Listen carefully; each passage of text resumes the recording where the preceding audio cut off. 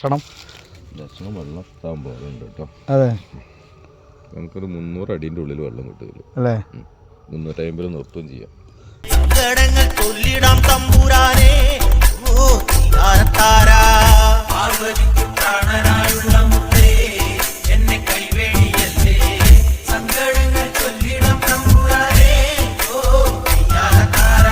ഗതിരക്ഷകൻ മുത്തപ്പനല്ലേ, അഭയദായകൻ മുത്തപ്പനല്ലേ, അമരേശ്വരൻ മുത്തപ്പനല്ലേ, അഖിലാണ്ടവും മുത്തപ്പനല്ലേ.